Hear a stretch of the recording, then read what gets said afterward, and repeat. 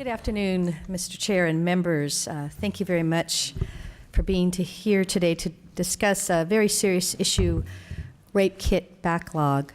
I am requesting the committee to approve an audit to gather information to address a rape kit backlog in the state of California.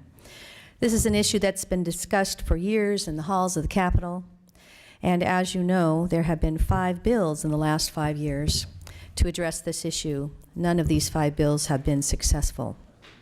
Developments in forensic science, healthcare, and information technology have reshaped how violent crimes, particularly sexual assaults, are investigated and prosecuted.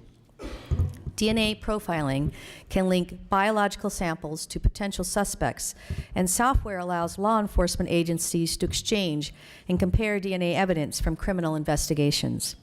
We've come a long way, and a shift of mindset is long overdue. There are challenges. Victims have waited for years for justice, only to discover their kits were not analyzed and the statute of limitations has expired. We need data to determine why laboratories have not been able to process rape kits in a timely manner, and law enforcement has been forced to triage the submission of rape kits to laboratories. The auditor will present on the scope of the data requested in this audit. Victims of sexual assault are denied justice when we do not test their rape kits or test them in time to prosecute. It is vitally important to clear backlog DNA evidence, especially rape kits. To do that, we must ensure that we are making the best use of our limited financial resources. The results of an audit will instruct us how best to use our financial resources to ensure that as many victims of rape receive the justice they so deserve, and that as many perpetrators as possible are successfully prosecuted. And I respectfully request your approval of this audit request. And I would like to also state that Senator Galgiani has also, I want to thank her for submitting a letter of support as well, and she may have some comments as well. Thank you, Senator. Madam Auditor, if you would present your analysis. Certainly. Thank you, Mr. Chair.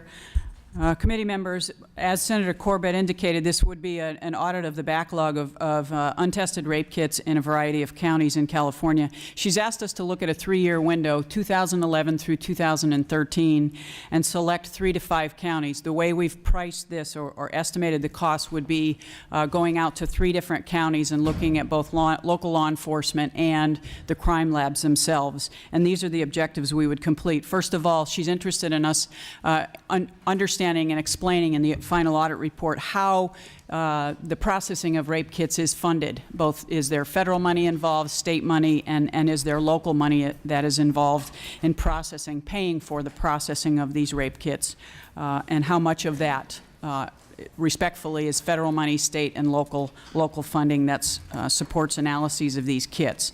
At each of the entities, again, local law enforcement and the crime labs determine whether or not they have backlogs. We certainly understand that there are some counties that do have backlogs. And if so, why do they have backlogs? What are the reasons behind their inability or their decision not to process certain of those rape kits? Looking at policies and procedures that each of the local law enforcement entities as well as the crime labs have set up for analyzing and processing. How do they prioritize, and what is their rationale, again, for determining what the priority should be as far as which rape kits would be processed more promptly than others? In addition, an important objective she's asked us to look at is have each of the local law enforcement entities or the crime labs establish specific time frames for completing and processing these rape kits, and are they meeting those time frames?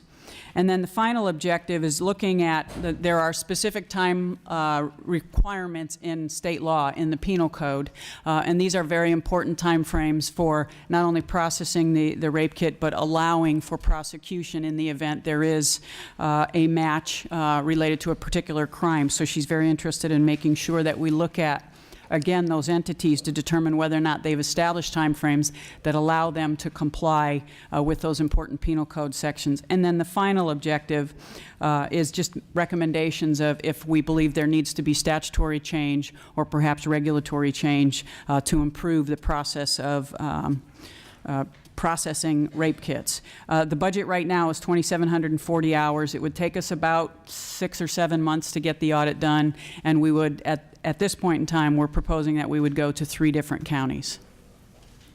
Madam Auditor, thank you for your presentation. I'd like to welcome both Senator Fuller and the Vice Chair of the committee, Senator Lara. And Senator Lara, would you like to make any opening comments? Very good, thank you. At this time, we would welcome affected agencies and departments to provide any testimony. Please join us up here.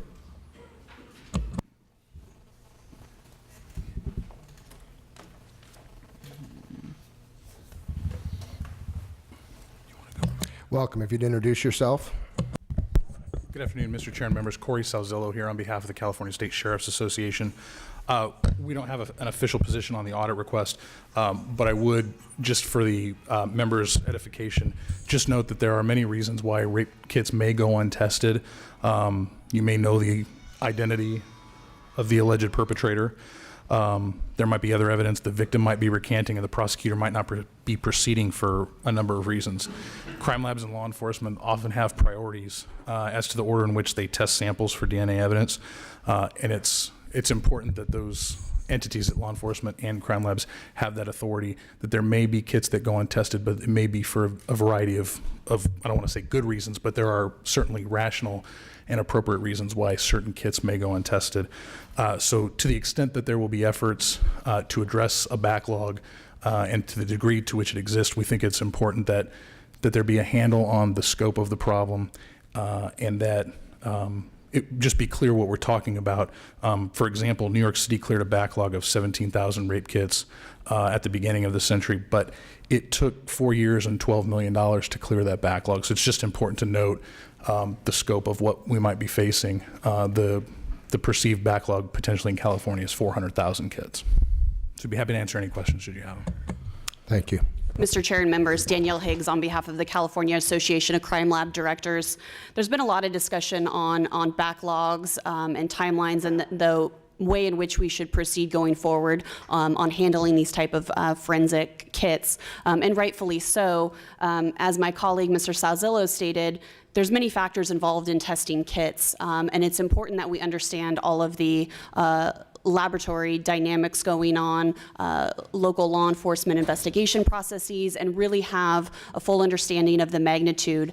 To hear that there's X number of untested kits doesn't really tell the full story, and we think it makes good sense before moving forward to how best to address this going forward, that we understand what that scope and magnitude looks like so we can craft the best solutions to address it.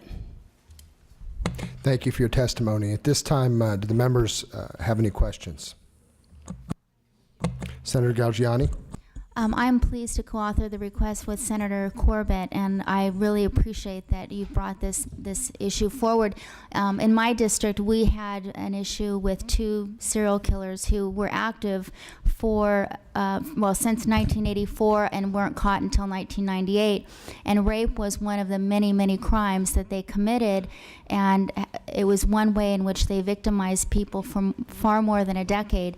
Had the science been available then, it might be that they would have been caught much earlier and many lives would have been spared, and a great deal of trauma as well. Being familiar with that issue, I'm fully aware of the fact that forensic science that we have today wasn't available back when, and we certainly have limited resources now, and it's always a struggle to try to do everything that we need to do with less money and less professional assistance.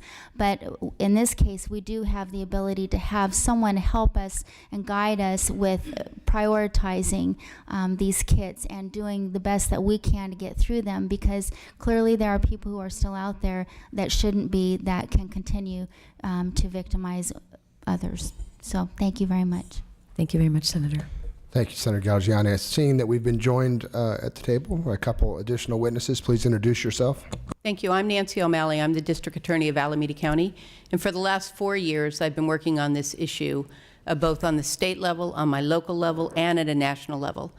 And the estimation of 400 to 500,000 kits that are sitting in police evidence room is a national average, not a state average. However, what we do know is that, as the auditor pointed out, there are communities, including my own, that have a backlog. And what I do believe is that the technology exists. We do have models that exist right now. Our own Attorney General has created a very efficient, very effective model to test all kits. They're not testing the entire kit, and I think that's what the audit will address. They're not testing the entire kit. They're only testing for DNA for a Y chromosome to see if there is foreign DNA to the victim. It's a much speedier process. And so for purposes of trying to evaluate why these smaller, limited testing have not occurred, I think that we have a lot of information. I have, as I said, I've spent a substantial amount of time and resources in my office. I've created an entire unit that is just dealing with this issue, that any information that we have gathered over the last 4 years, we will be very happy to provide and maybe save some of the 2,740 hours that it might take. I do think that it's critical for us to not just learn about what's going on, but to address this head on. We know a lot, we have a lot of information about this, and it's time to move forward and address it once and for all, so we don't have situations like was just described, or many that I've seen in my courtroom, in my county, and across the state. Thank you. Chairman Gray and members of the committee, my name is Ellen Yin Wyckoff. I'm the Associate Director of the California Coalition Against Sexual Assault. We represent the 84 rape crisis centers that work with sexual assault survivors across the state. And so we really appreciate Senator Corbett's leadership in wanting to take this issue on, and we've also appreciated her support over the years in sponsoring key pieces of legislation. I would just want to add with what District Attorney Nancy O'Malley has stated. We have a lot of information. CalCASA and our rape crisis centers have been working on this issue for the past several years, and we've been working very closely with a lot of our colleagues and partners in this issue. And that specifically, I think that one of the things that we would be concerned about this audit is, definitely we need to address this issue once and for all, but we're also concerned if there's any unintended consequences that may occur, as we're also trying to move legislation forward to address the rape kit backlog. So that's something that we would just ask for you to take into consideration.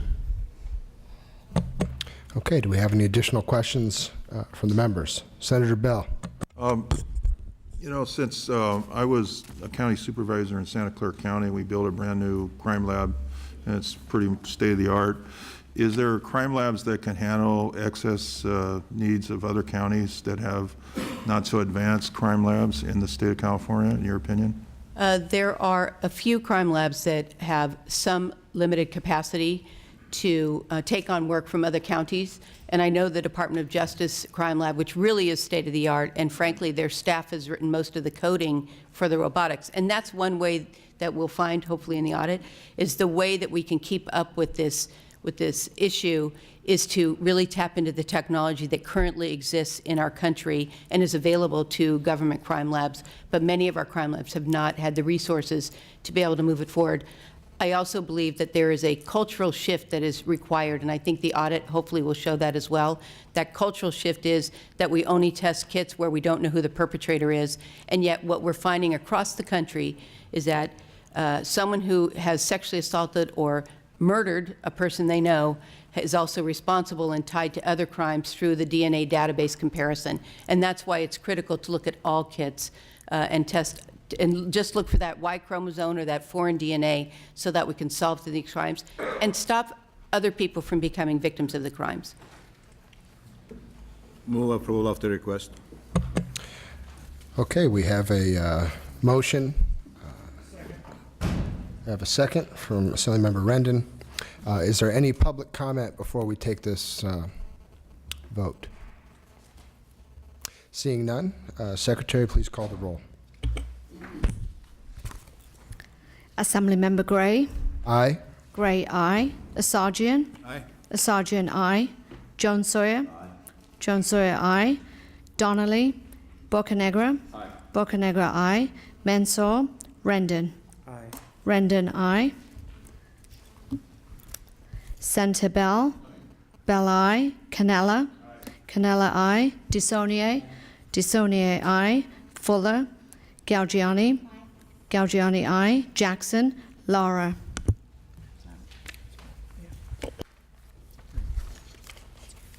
Okay, Senator, having received the requisite 4 Assembly and 4 Senate votes, that audit request is approved, and I would thank you and applaud you for your efforts in bringing this forth to the committee.